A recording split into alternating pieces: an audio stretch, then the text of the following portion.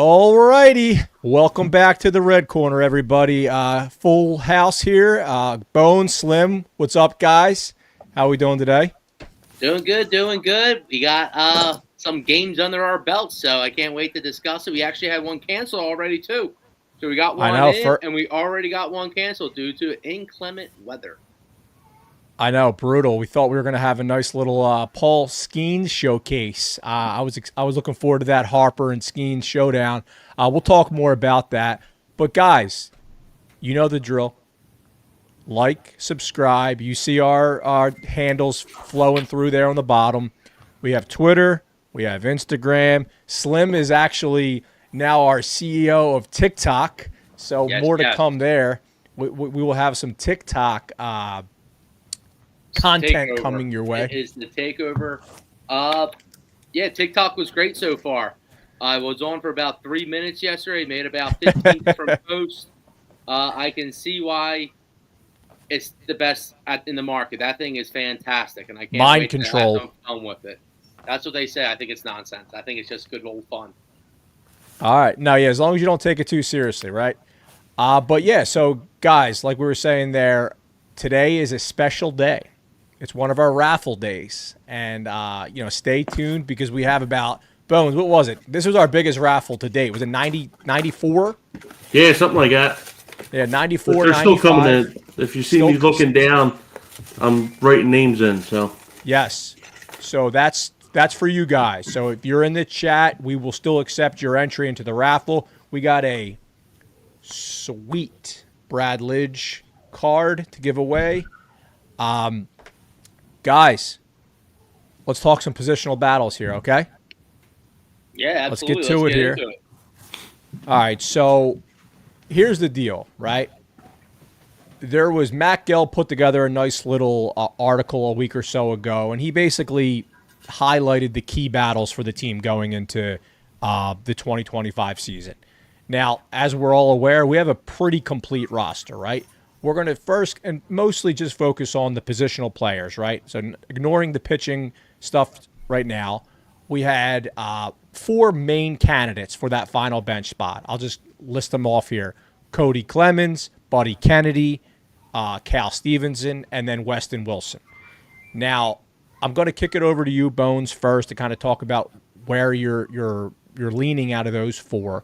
All those guys are familiar names and faces from last year, but we had a big Weston Wilson injury to his oblique. He's going to be out 6 weeks at least. So we're not going to be seeing him. So let's just rule him out. Bones, where are we at on this? So I wouldn't he's not going to make the opening day roster, but eventually I think when he does come off the IL, he will be, he'll come up right away. I don't think He'll be the guy. Yeah. But for now, I think it's going to be Cody Clemens, as long as he continues to do what he did the last couple of years for us. When he came up, he would have some timely hits for us, come in, maybe hit a home run, big doubles here and there. He's already familiar with the team, and then just keep doing what he's doing, and then hopefully just more reps early on in the year. And then maybe they can have a conversation of whether he stays up or not. But I think it's going to be Weston Wilson's job no matter what once he comes off the IL. I love Cody Clemens. You guys know that for the last 2 years. I've been a big Cody Clemens guy. I've been trying to get him in there way, way, way more often. But the timing now for Cody Clemens, I don't think is great. I do think he'll probably make it just because he's been here. It's familiar. But for real, he's another left-handed bat to where Wilson was that right-handed bat, right? So right. I think that's the big difference. And then going Bones, they're saying that oblique injury. I wouldn't be shocked if he's out till we're talking almost May, right? So that's going to be a while. And he's a guy. He's never made an open day roster. He's not in every. He's never been in. He's That's never what been stinks. Right, and he's not an everyday player. So for him to just jump right back up is going to be kind of hard, especially since he's a hitter.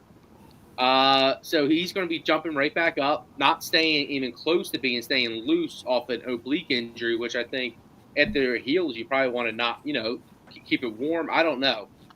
Right. So I think it's going to be interesting. I think it's going to be later than we expect. I think it's going to. That's a real rough start for his start of the season. What I think's funny is the name I brought up last week is a right-handed bat, Iglesias, who's out in uh, free Free agency still. agency. So No, that listen, and you kind of hit the nail on the head with it's a bummer, right? Because this was so we're all on the same page that we thought this was Wilson's job to lose in the event, unless there was something like, oh, by the way, what just happened, right? An injury. So we're all on the same page there that we think he was going to be the guy. So that's kind of puts that to bed. And then it also seems like this is like the Cody Clemens appreciation podcast because I'm actually Cody Clemens as well. I think he's the guy that should get the job. The only thing that I did want to bring up, because there's a couple funny narratives going on right now. And here's the kind of good thing, right? Some of these guys we saw down the stretch last year, right? They all kind of had like their game, right? There was the Cal Stevenson game. Weston Wilson put together a lot of professional at bats, and I think the reason that every Phillies fan like us thought that he was the no-brainer because the moment never seemed too big for him, right? He seemed to always just plug in. He seemed like a big leaguer, and that's not really the case for all the guys that they've kind of moved up and back and forth from the minors, right? So he passed that litmus test right away. Now, the other name I want to bring up is the local boy, Buddy Kennedy. Now, he's a Millville, New Jersey guy, obviously the second most famous Millville, New Jersey guy after Mike Trout. But speaking of Mike Trout, he spent all offseason training with Trout. I've read an article by Matt Gelb of The Athletic saying that he was there like 5:30 every morning at Trout's compound, getting in better shape, preparing himself for the outfield. So do you put any stock in Buddy Kennedy, given that he's a right-handed bat that's also trying to give some versatility? Bones. No, I don't. He had the home run the other day, but Right. everybody hits home runs in spring training. It's usually off guys that ain't going to be playing. But what's he going to do? Be hurt like Trout is every year? I don't care. He's training with him. It's more a Cody Clemens thing. He's going to be the guy to come in. Weston Wilson, like Chris said, probably won't be like later till May because he's going to have to get games in down because he's basically missing all hitting down in spring training. So, like Chris said, it'll be like May that he comes up, and then that'll be the right-handed bat. And wouldn't be surprised if they don't, they'll go out and get somebody because there's always going to be guys. It's like you get to like the last 2 weeks at camp, and then it's basically like a open scouting session for everybody. Right. The last 2 weeks because you're starting to see the guys from the minors go down. Like the roster's starting to fill out. Guys that are going to be up more or playing more, and then you get that closer to the guys that are fringe. This way, other people can see the showcase for them. You know what I mean? Right. See, I would think if you're thinking strategically that there might be a case for someone like Buddy Kennedy. I don't know exactly where I'm putting his talent at, but when you see players like Kiki Hernandez, right, who's been an infielder, has went out to the outfielder. When you talk about it's a nice name. When you think about the suggestions we have with Sosa, right, being an infielder going out to the outfield. So I think the versatility he's building himself is going to probably get him into a Phillies lineup at some point this year. We saw him very little last year. I know he did start, but we're probably going to end up seeing him, especially right-handed bat. Check, right? Right. Second baseman, right? Okay, stop. That's the only other guy we have, really. So check in case something happens there. And then lastly, like you said, he's building his outfielder. He's building his brand. So I think and I don't know what to think about him as a player yet, but I'm interested, right? I'm interested to see what he has. And yeah, I'm not sure. Maybe there's a little inside track there. I'm not sure that. I don't know. I don't really remember seeing him play last year, to be frank. Yeah, I mean, he had some moments last year, then he kind of fizzled off. But let's be real, though. The Trout cosign, it's got to mean something, right? Like, it's not. Right. I'm not saying that's going to be the deciding factor, but that matters, right? And that kind of stuff is in the back of the decision makers' minds. Slim, you hit on a good point, right? On Edmundo Sosa, Dombrowski and Rob Thompson have been hammering this home, right? They want more versatility out of their extra bat in the infield. They want to have him to be able to also play the outfield. So that's why they've been working out Sosa at center and left field. Now, the fact that Sosa is a right-handed bat lends to what all of us are kind of in agreement on, right? The Cody Clemens Appreciation Podcast, that's really paving the way for him. That's going to set it up for, personally, I'd be surprised unless they bring in, Bones, you and I were talking about this earlier, right? Looking back to 2023 when the Phillies got Christian Pache a couple days before opening day, right, via trade with the A's. So stuff happens, right? And there are names out there that we'd be completely surprised if they pop up. That could happen. But short of any of that stuff happening, I think it's like a 90% chance that Cody Clemens is making the opening day roster, and I'm excited for him. I think that anything else on that? No, but like going back to versatility again, these guys. He decided first off with Trout, he's one of the richest baseball players, so he's getting the best training there is. So that's a great co-sign for Kennedy. You know, I'm not sure. I doubt Kennedy's going to get injured like Trout does. And then the other point would be the coaches probably told him, all right, if this is how you're going to get yourself up there. And so right. It's not like these guys are, you know what, coach, I'm going to try to left field this summer, you know? So. No, 100%. And then just so we do our jobs here, let's just talk about the final candidate, and that was Cal Stevenson. He obviously had some moments last year with the big league team. He's a little bit less versatile defensively, and he, is a left-handed bat. So I don't think he's going to be making in the opening day 26. So, any disagreement there before we transition? No, one name to look at though. Chris said Iglesias. Been a Philly killer. Braves had him a couple years in different moves that they made. Adam Duvall. He's an outfielder. We got plenty of them, but yeah, that'd be a nice power off the bench kind of move. Spark we would definitely need, but it seems like he only comes up big with the Braves. So, no, that's a good call out. And we got some chat activity I want to call out before we transition to our next topic.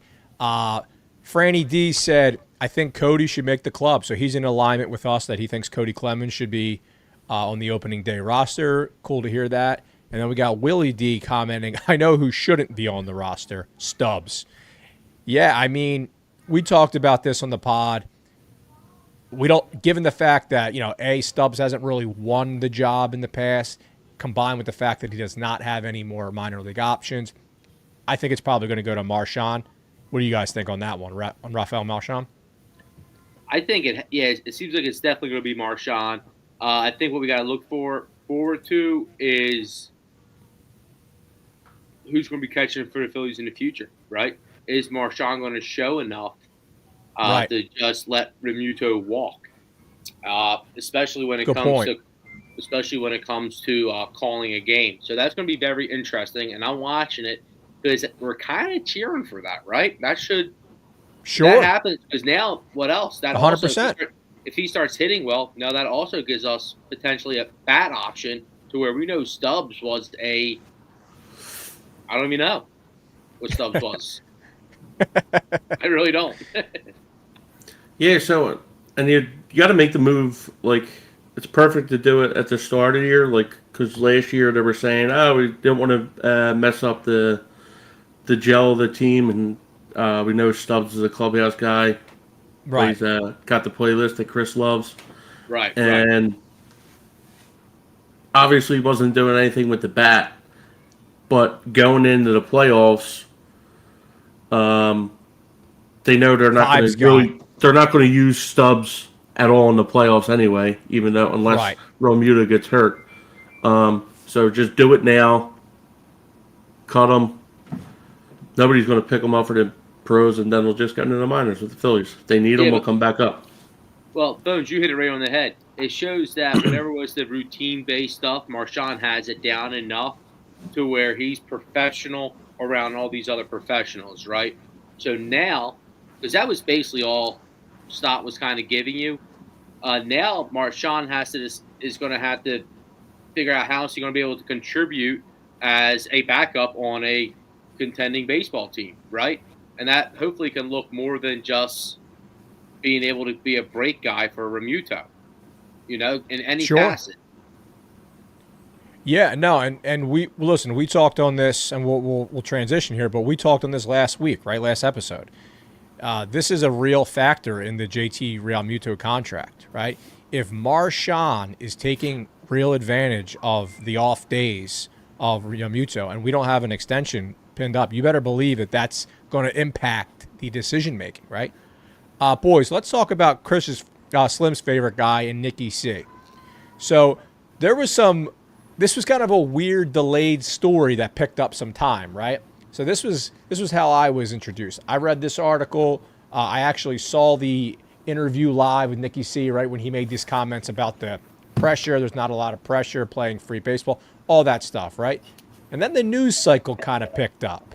The radio waves picked up. The talking heads started, kind of attacking Nicky C on this. Now, we'll kick it off with you first here, Bones. But let me read this quote. So this is what Nicky C said on the state of the team. I do think we have less pressure as a team this year, especially with everything the media said about us when we lost last year and we didn't really go out and make any crazy changes, Castellanos said.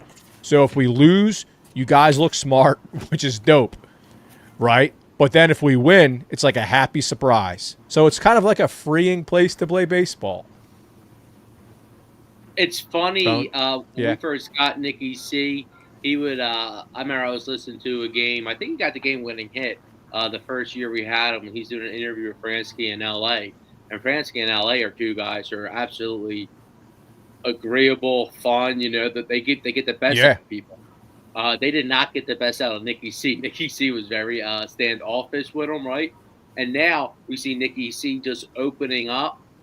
And I wish he just shut his mouth again, right? Because it's like, all right, dude, you sound worse, And I get it. He's trying to, be approachable and stuff. But I just think he's a professional baseball player. Dude's been admittedly so smashing baseballs his whole life. That's all he does is go up there and swing as hard as he can. And when that's your profession, that's pretty dope. But you look like a dope. I just don't think it bothers him that much. But No. He knows there is pressure, and he's just trying to steer that away. I don't know why he would do it. It kind of makes it more conversation. We're sitting here talking about it now. Yeah. But to me, he knows, and I don't think maybe the pressure is on the front office and not the players. Maybe that's what he was going at. Saying That's a nice look at it. There was no moves out there to make. To me, I don't think there was any moves out there to make this team better offensively. Right. Outside of Juan Soto, who else were you going to sign? Trade for, but it's got to be the right price. I do think. Well, I don't want to get lost in, like you said, with the names that we can get potentially for offensive upgrades because we're kind of past that point now. I think what Nick Castellanos was going for was it's April. You're not going to get me in these hype prediction moments because then what happens is you get in this, Agree. You start talking about the championship now, you're going to burn yourself out. You're going to hit a dry spell. You might lose 4 games in a row, get swept by a team you shouldn't get swept by, and then next thing you know, it just feels like the end of the world. So I think that's what he was really trying to deflate, that kind of thing, I completely agree. And he's in Florida. It's still kind of chilling out down there. Yeah, he's chilling out. So he's like, let's get out of here. So if you listen to Castellanos do these interviews, right? I encourage anyone who has not watched this, just search it on YouTube. Chris Rose, right? He's with John Boy now, I believe, right, Bones? He did a really good long form podcast with Nick Castellanos this year, probably within the past month and a half, and it's almost an hour. I encourage any Phillies fan to watch that. So it really will kind of give you some more insight to who Castellanos is. That's kind of who he is, man. He downplays it all. He's got the old school baseball mindset.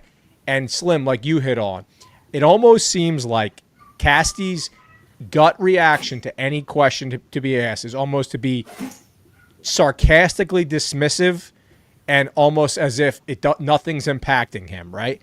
And Bones, you hit on this in your very first remark, and I think you're 100% right. There's no more superstitious and mental game than baseball.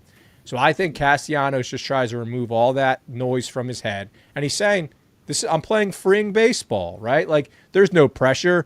You guys don't think we're going to do good. So I think it was kind of just Casty being Casty, people making it a little bit something out of nothing, and we'll see. But if you better believe, if we're like 15 and 30 at that point and he's making comments like this, we'll be going crazy. But put it like this: for now, I'm fine. We said it last week. There's 3 teams in the division with over-unders above 90. I think it's like 90 and a half, and 91 or something. And there's 2 teams around below 70. So, there should be no mistakes. We can't be losing those series against the Miami or the Nationals. They got to be W's, W's, W's, W's, W's. Amen. You got good teams beat bad teams. We see that every year. That's how you win 90-plus games. But got to beat bad teams. Anything else on Nicky C's commentary there? No, all good with me. If not, we got a raffle. We got some something to give away here, Bones. Before we get into that, I do got something I kind of want. I do got something that's topical that I kind of want to cook. Oh, the suspense! You're gonna keep people from the suspense. People hate change, right? And what's going to be changing is the MLB rules with the automated striking balls. The challenge system's a go. We're going to probably see it in 2 years. It's going to take 17 seconds, but the big thing is who's going to be challenging. Everyone's going to be debating. The bad teams are going to be saying at these situational spots, but the truth is, it should only be your top dogs. Your 1, 2, 3, or 4 guys. Any team who's letting anyone besides those guys challenge are going to be doing it wrong. Okay, so I'm naming that right now. Just let your top dogs challenge. Let them have the leniency to do it. Any team who does it opposite of that is doing it wrong. And Bones, go ahead. Go ahead. And the other aspect, keep going, Slim. The other aspect of it is, what does the strike zone actually look like? We do see more uniform stances now, but the truth is, besides your actual height, your batting stance takes into account the strike zone. So that's one little thing. I think it's good to keep. I'm all for the automated balls and strikes. I think there'll still be very rarely an element where we're going to have to make a close call due to some wonkiness there.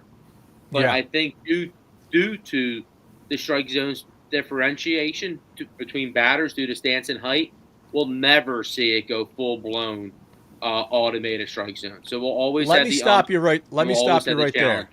Yes. No, but because I know you did a deep dive into this, Slim. So for our listeners, it's something I've always been watching. Give that distinction. Give that distinction, because I don't believe a lot of people realize what they're considering and what it might become. It's not full robo-ump, right? No, it's not full robo. It's like the NFL challenge, right? So the way it's going to work is the pitcher can call it, the managers can call it, the batter can call it, and the catcher can call it. Manager can't call it. The manager can't call it. All right, no, it's just pitcher, catcher, hitter. And the hitter. So from there, you get 2 a game. The manager, it can be any player, but the smart managers are only going, I'm thinking, let their top dogs decide. We're also getting into who's going to decide between pitchers and catchers, right? You got pitchers who might be emotional, that's a strike, and just be like, dude, what are you doing? Chill out. Yeah. So that's what actually is going to come into these negotiations, because with Remuto and Marchand, right? Because you're going to want a smart catcher, because the truth is, the strike zone is an art, right? It's not a science. These catchers are going to know what's going on. You're going to have smart pitchers who might try to set up a strike zone on a pitch. All right, they're letting me get away with this. I just challenge it. Did this just extend the strike zone for the game? We're going to see some interesting things. I don't think we're going to see as much on the pitchers, like I just said, but we're going to have the top batters call it, and then your catchers setting up the zones throughout the games, and then the batting stances, as well as the heights, and then maybe a very, very, very, very crafty pitcher here and there. Yeah, so it's kind of like it's kind of like tennis, right? The way they do their replay, it's going to like zoom in like that. No, I'm totally against it. Like, there's human error. Who cares? I think what MLB. But there's terrible calls, though. That's the thing. When you're watching games, there are terrible calls. Yeah, there are some bad calls, but also you're sitting there, you're looking at on TV, and that square that they got on there, that ain't the strike zone.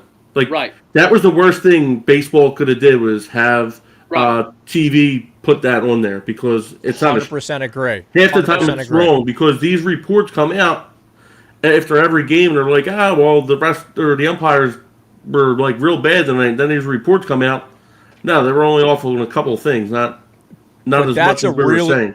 That's a really key point, though, right? Because when we're doing the challenge, there's going to be some standardization that they're going to have to map it against. So that's where all this is going to get very hairy. And Slim, the other point I wanted to just kind of for the listeners to know, there will still be an umpire standing there calling strikes, right? Because I think when this first rolled out and people were, around the Twitter sphere and all that, people were thinking there's going to be like a robot, a computer that's calling the strikes, and then the ump is standing there to handle discrepancies. It's the inverse, right?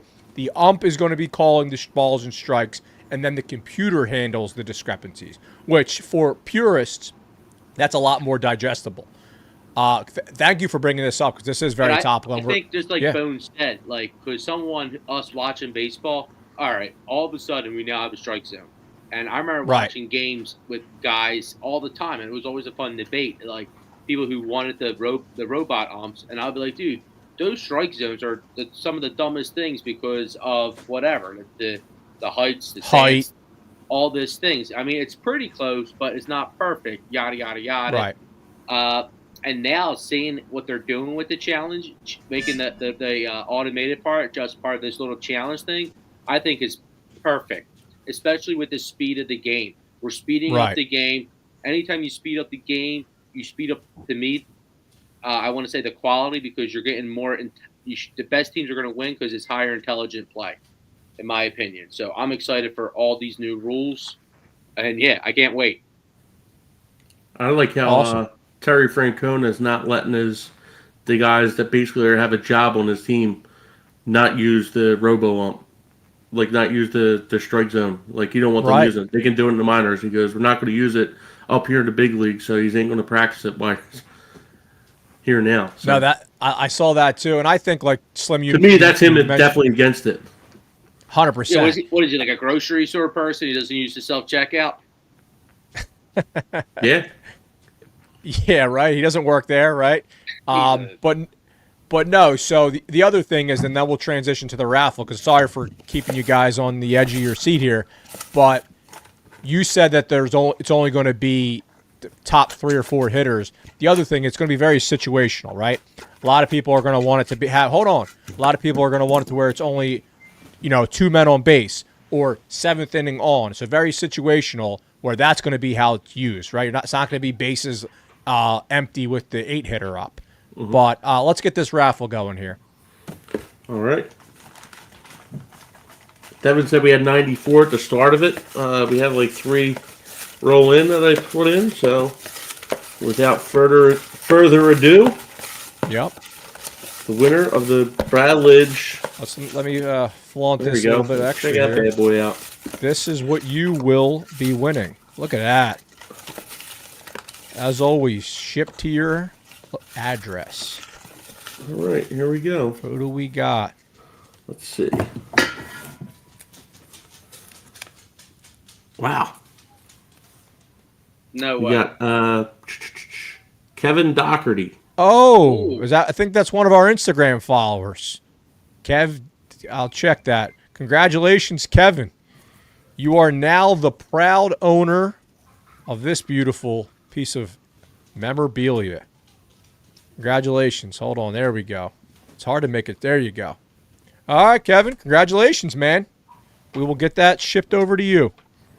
And for all the I'll reach out listeners, to him. we're getting good because we're right at that 30-minute mark. We're looking good. Yeah, we're keeping this tight. We're keeping this tight. But now let's transition to your time, subscribers, because we got guys. Just for the spirit of time, we only try to do 3 to 5 questions. But thank you for everyone that did submit a question. We got a ton of good ones. If you're not on the show, it does not mean your question was not good because they were all good. But let us transition to our first subscriber question. This is from Josh. What is going to be the role for Andrew Painter this year? Let's start with you, Bones.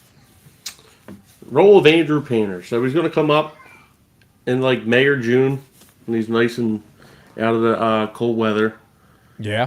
Work his magic, be up in the fifth spot of the rotation, and then hopefully, or not hopefully, maybe come playoffs, he might be that fourth guy, like Ranger awesome. was last year, or if Luzardo is pitching well, use him there, and then Painter can come out of the bullpen relief-wise, but hopefully we'll see. Hopefully he has his stuff. I don't think if they don't need to use him like much in the playoffs, I don't think they will, like starting wise. But maybe he could be like that guy where they can throw in at any spot out of the bullpen, like big key spots. This way they don't have to use like a top reliever. Yeah. Come out with like 2 guys on. They need a couple strikeouts. He has a powerful arm, bring him out of that spot, and that all depends on how the rotation's going. You know what I mean? So if Luzardo's pitching good during the year, maybe you can use him as the fourth guy, and then use Painter in a role like that. I'm curious to see what Slim thinks on this one because I think I might know where his mind's going. No, I think, Bones, I got all excited with you saying he's coming up in May and June, but then the rest of that just seems a little boring due to his talent because if he plays that long, he might be in the Cy Young discussion. But I don't think we're going to see him until July, and then when he does come up, I'm anticipating him being that fourth guy right away, but he'll probably be better than Sanchez because I don't think his splits are going to be as drastic as Sanchez. And then we already know the issue with Nola, right? So don't be surprised if Painter's looking like our second best pitcher come September. And I truly believe that. We saw the videos of Cole Hamels talking to him. That is when Cole Hamels came up. He was. I know we weren't in the same position, but he was our best pitcher right away. We see this stuff before, so I'm anticipating Painter to come up in July and really be an anchor to us winning a World Series. Wow. Okay, so like that's the Phillies are so. What's the word I'm looking for? Suarez is a dude who can go back predictable, to the pen, right? No, they're easing him into it, and I don't think they're going to go like out of their elements. They're too cautious. So Slim, let me just hit on that. So I think this is extremely situational, and I also think this is probably the most exciting topic that we're going to have all year, right? Because when he comes up, that's going to be a hot ticket in town. Everyone's going to be juiced up for that. But this is what I mean by situational on this. So there's kind of a scenario where let's just picture best case scenario. All 5 of our rotation remains healthy. They're all doing their jobs. And then it's time for Painter to come up. Slim, you just alluded to this. In that scenario, I personally can't imagine a scenario where you then put Ranger in the bullpen. So do we then do spot starts? Do we do a 6-man? Do we do Painter in some bullpenish scenarios? Like, what do you guys think happens in there? Because that's scenario 1. So let me start with that. Because scenario 2 is like there's an injury and then it's a no-brainer conversation. Right. Bones. Well, there's always going to be injuries. So he's going to be like, it's just going to happen. But you got to just watch him getting hurt too, because coming up after Tommy John, you never know. He's going to be on like the same thing as Paul Skeens was. Like, how many times did he go into like Brews in like the fifth inning, I know. almost have double digit strikeouts, maybe no hitter going, and here they go pulling them, and then next thing you know, it's what do you go like 7 innings, maybe like once or twice. Right. But the big I just difference don't is see it happen. Pirates versus us as an organization.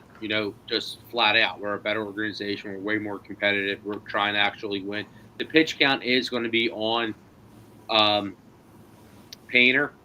So, but ideally, if everyone's healthy and then it's time for Painter to come up, yeah, well, you'll see us using those 6 guys. We will still see Wheeler every 5 days, but they're going to start giving spot starts to against Rangers Day. They'll start pushing him back a day due to what they said was too many innings last year for him or whatnot. Right. 100%. We got some chat activity here. And we saw So we Wheeler got get 200. And I think I think what Wheeler, if he's really interested in trying to build his resume, I think like Bones and we talked about, he's going to try to set his innings record, right? If he can have 220 plus innings this year, only 2 guys had 200 innings last year, and Wheeler had like 200 on the head. So if Wheeler can come in, have all his fantastic whip numbers, ERA, and then hit like 220, 230, God forbid, 240 innings, he'll look He's like not going to hit anywhere near that. But 220? No. That would You even don't be he hit like exactly 200 last Yeah, year. 200 last year.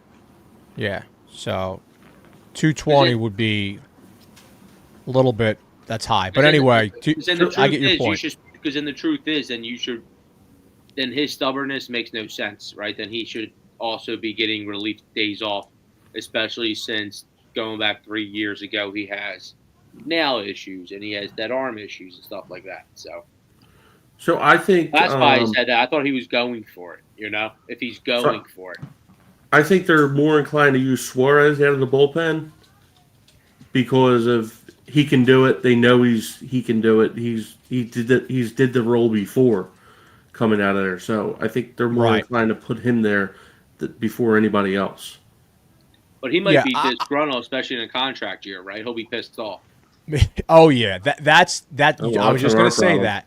That's not our problem, but that's a huge factor, and it will be right. We have some chat activity that's kind of lining up with a lot of the stuff we're saying. So Shane R said, "I'd vote for a 6-man rotation.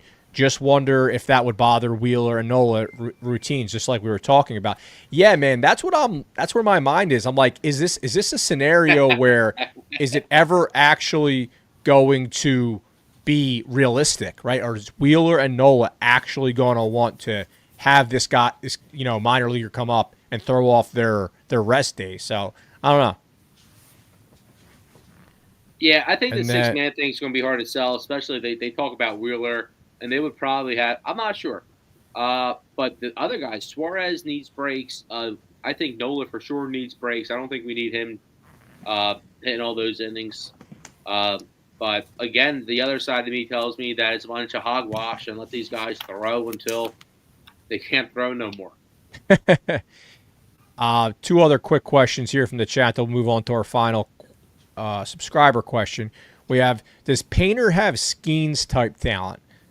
Short answer, I would say no. I think so. I'm in. He has the 5 pitches, which to me, and it seems like he has control of all 5. So if you listen to Zach Wheeler talk, he gave an interview to the Ruben Amaro Philly show with Todd Zaleski. He talked about adding things, right? And they're like, "Oh, did you add anything this year?" He's like, "I didn't really add too much. I didn't add nothing, actually. I'm just working my normal thing. There was nothing I felt like I could add." If this guy has command of 5 pitches, that means he was setting things up with one thing and then using something else for an out. And then he's like, you know what? This could actually work off of that. So when you build 5 pitches, that means you're building your craft. So we're going to get a craftsman right away. And in the MLB, when we're talking 5 innings, I'm in. I think he can definitely match whatever that guy in Pittsburgh's going to do. Bones, what do you think about his stuff? It's pretty tough to do. Right. Like he was I think he was Skeens was like overrated last amazing year. last year. I thought he was Skeens was absolutely. overrated last year. When I was looking at it, when I was Really? when there was times, yeah, I would have to get back. Once the season starts going into it, I'll start making a He was point. But second in Cy Young as a rookie. that's voting, bro. Once we start That's seeing the voting, bro. Wait, um, that might be the best red corner quote we've had. That's voting, bro. Yeah, but you know, if this argument was in your favor, you'd be bringing up the same thing. maybe, But yeah, maybe. But my point is, once we start seeing the odds, we're going to see how badly he's juiced, probably, because that's where I get a lot of the perspective from. all right, that's fair.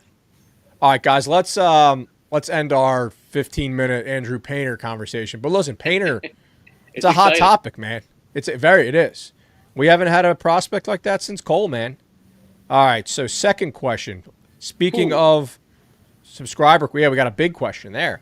What would have to happen for us to see Aiden Miller this year? So let me just do one more preface. So David Murphy of the Inquirer wrote an article about this, basically saying that, hey, not so fast. We might see Aiden Miller this year. And I think the angle he was coming from was Dombrowski is not trying to rush him and add more pressure. So I want to see where you guys land on that. Bones? What would happen? I One, it would be like if we see him regularly. It would have to be a really bad season to me. Like it would have to be really, really bad. Well, or does someone have to be having a bad season?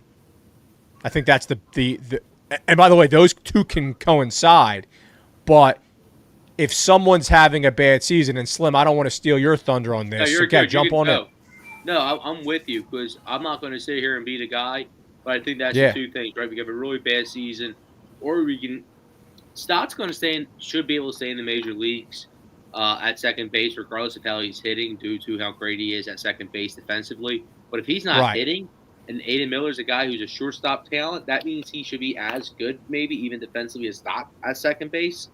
Because he's listed as a shortstop last I checked, Miller, which before I thought he was a second baseman, right? But whatever, either or. Third baseman. If he's a hitter, right, we might see him come up and steal Stott's position. You know. With that being said, there's Buddy Kennedy there, but Buddy Kennedy he's not the talent.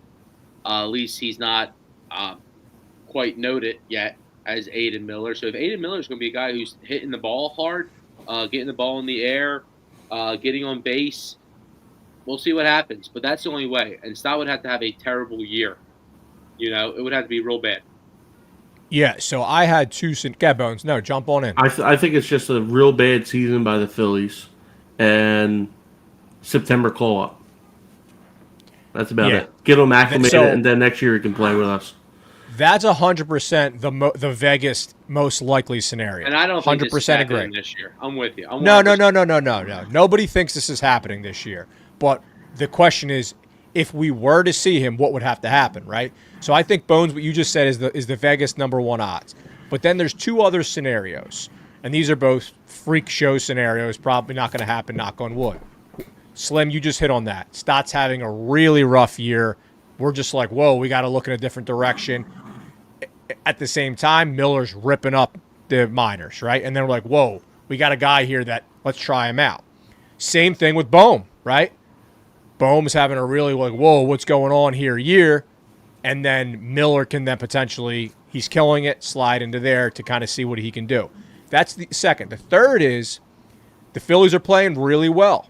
Everything is going well. We got Stott, we got Bohm doing their jobs. But that Buddy Kennedy, that extra bench bat, maybe Miller can slide into that role because he's playing well and those guys aren't performing. So I think those are the three scenarios that you could say. I don't think they would do that to him just because they want him to get consistent at bats. They want to make him come up just to 100% agree. Ride the pine and pinch it every now and then. Right. Stamp that. And the next thing, though, I think you brought up Bohm. I think that's kind of little bit outside baseball at this point, especially. I mean, we've seen the organization on all the levels support Bohm as well as Stott come out and talk about how great they think Stott's going to be. Uh, but the truth of the matter is, watching Bohm this all season, it seems like his aura, like you said, he comes out with the girlfriend. They're now public. He's taken the criticism before. He's bounced back. It seems like his aura is trending higher to where last time I saw Stott, he was on Twitter, bro. So that's not a good sign. All right, so let us transition to the closing segment here. Chad, if you guys have any other question you want us to hit on, we will give you a little bit of time. But let's do our favorite segment here on this day it's in get Phillies so scary history. if Miller's killing it in the minors that we're like, all right, it's 100%. So on this day in Phillies history, 1947, the Phillies made Clearwater their home for spring training, Oh, very cool. and have been there ever since. Do you know Nice. where they were before? I don't know, so I'm curious if you knew that. I don't. Somewhere in Florida. Okay, yeah. We'll follow up with that. And Chat, do you guys know where were the Phillies at before Clearwater? And another one, it's for tomorrow, but I think it's pretty significant. And since we won't be here tomorrow, tomorrow, 1972, the Phillies traded Rick Wise for the greatest left-handed pitcher of all time, Steve Carlton. Love it. All right, chat, we're going to try something a little bit unique right now. We're going to do a live giveaway in the next minute. If anybody can name that trivia question that Bones just said, where were the Phillies before Clearwater? Anybody know?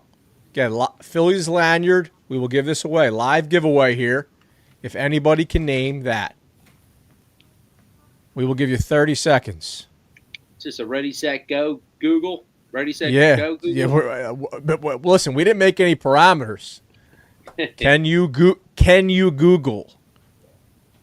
Couple other things, I guess, as we're waiting for the Googlers. Mania, where the Mets got hurt. That's going to be interesting. He's going to be out very interesting. 6 weeks. The Mets, my understanding is they think they had the advanced metrics figured out with these pitchers, so they don't need nothing scares them. I would put the Mets on the radar to potentially acquire, because look at the Marlins. The Marlins, if they were smart, they gave us Luzardo. They can give Alcantara to the Mets, and they can lose all the baseball games in the world. Every time they play us, they can lose it. All right, so we have an answer. There. We have an answer. So this is very educational. So 2 previous locations that the Phillies were in for spring training prior to Clearwater, Florida, their current home, were Jacksonville, Florida, and Savannah, Georgia. I'm assuming that's Savannah, Georgia. We have Shane R. coming in with the answer. So congratulations, Shane. I did fact check your Jacksonville one. I did not fact check the the Savannah one. So we'll just Savannah one, yeah. That was back in the 1800s. Wow, that's cool. Yeah. That's really cool. All right, so you have this Red October lanyard. Congratulations. We will get that shipped over to you. Boys, another 50-minute piece today. We've been going hard. Yeah. All right, guys. We'll have a great week. We will see you next week. Congratulations to our raffle winner, and we will talk some ball. We got a lot of spring training between now and then. See you guys. See you.